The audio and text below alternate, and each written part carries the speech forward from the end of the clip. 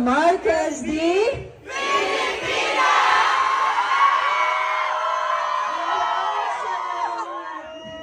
Michelle, did you feel like, sorry, we're starting the question. Of course, we're all present here for you. Did you feel like you needed the crowd? Parang winner ka na dito! Alam niyo, Grabe! you know, if ever I brought him the crown, syempre, ginusto ko yun. Pero my goal is really to make all of you proud, to represent our country as best as possible. Nakita niyo naman, nakuha natin lahat ng special awards. And honestly, that's a testament to how prepared the Philippines was, to how much dedication, creativity, and passion we all showed the universe. Kaya hindi nila matatanggal yun sa atin. Sobrang lakas talaga ng tiwala ko na pinakita talaga natin sa buong mundo kung anong kaya natin. Wow! I love you too. Michelle, mission accomplished ka. I feel like it was a mission accomplished for you that you did this. But I know late na na-announce yung national costume. I know! But, di ba, may dumagdag na regalo, di ba?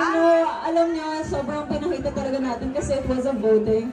And grabe talaga kapag nagkaisa ang buong Pilipinas, lahat maubuhan natin. The national costume all the way to the evening gown to my own personal preparations, 200-300% po talagang binigay namin lahat. If nagkataon na nakahawak ko ng mic, basta alam niyo na sobrang pinaghandaan ko din yun. Prepared po talaga tayo. Matagal na tayo di nakita ng ganito kainit ng pagtanggap sa airport, Michelle. Yung message mo lang, may mga fans ka, ilang oras na nasa labas din. Especially sa mga fans na nabasa, I'm so sorry. Pero thank you so much sa patuloy na pagsuporta niyo sa akin. It means so much to me. You know, nakakuha talaga ako ng inspiration and strength because of all of you. I started doing this because of your push. I wouldn't have gotten this far without all of you. Siyempre, hindi lang ako naging isang lumalaban, pero lahat tayo, 118 million Filipinos talaga. Maraming salamat. I love you all. Sana patuloy lang po ang supporta niyo. Maraming salamat. Magpapatuloy yung suporta namin, Michelle, but they were asking, of course, what will be next for Michelle D? MMD! Marami po. A lot of things are in the works. Crown or no crown, I know that we will all shine. Ako po, you know, I'm an actress, I'm an entrepreneur, I'm a philanthropist. Lahat po yun, ipapagpatuloy ko lang po. Sana subaybayan niyo yung journey ko because we really have so much in store. Abangan niyo na lang po. Yung mga tanong ng mga katabi natin, tinatanong na rin natin kasi syempre siksika na tayo dito. Yung next projects mo raw for television, where will it be? Meron na ba agad? Pwede ko ba yun in-announce? Saan yung manager ko? Saan yung mga meron po, may tinitease ako na I will be returning on television very soon. I'm not authorized to say what show, pero abangan niyo po. Sobrang nakaka-excite yung project. Very relatable po sa akin. If there was one thing that you took home from the Miss Universe pageant, it was the friendships as well that we saw. Yes. Siyempre, follow up lang kami dahil hindi namin alam kung kikiligin ba kami. Baka kayo namin ni Miss Thailand. Ano na ba? Anong follow up namin doon? Anong update? Well, you know, Miss Thailand and I, Tonya naman, both of us have created such good friendships. As well as the other delegates. Of course, may mga things na nakalatag din. Abangan niyo po. Oh my gosh! Go lang! We'll see. We'll see. Kilig kami, Big! Oh my May God! news kaming natanggap nung pauwi na kaming dalawa. Kaya abangan niyo na lang. Wow! Sobrang good news! Yes po. Alright. Alright, would you want to share anything else, Michelle? May mga tinake-home ka bang souvenir from El Salvador that you could share? Mga souvenir. Grabe, alam niyo ba?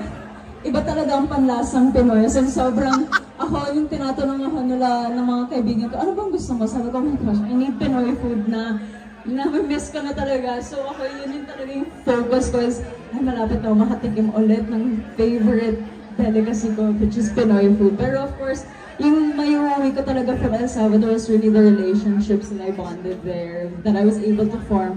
Dire-diretso po kasi ako, right after coronation night, the next day, nag-Mexico ako kagad.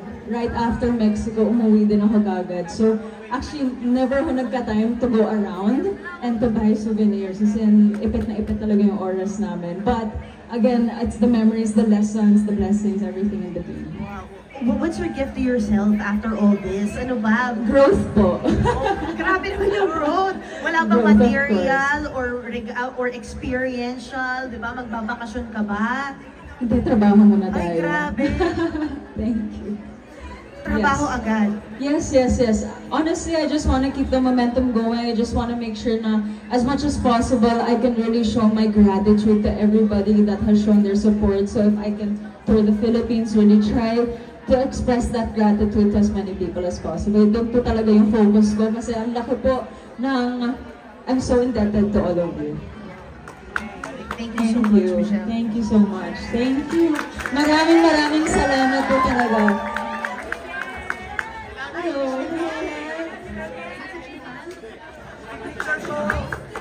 Signature pose. Alam ko din po na abangan niyo po yung announcement ng Miss Universe Philippines. Magpapa-motivate po tayo. Para just really show that gratitude. Thank you for that. Isang intro? Sige. Michelle Marquez D.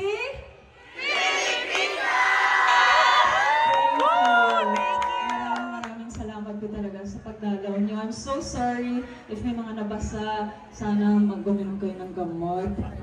Maligo kayo pag-uwi. Maraming salamat po. Mahal na mahal po kayo.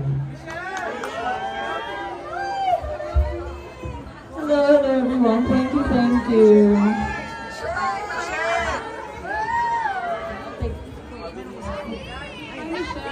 Hello.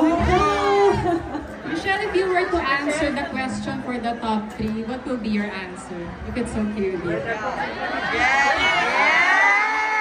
Abangan niyo po. May mga guestings po tayo na sasagutin ko yung mga questions. Thank you. Sige po. Video guys! Ready!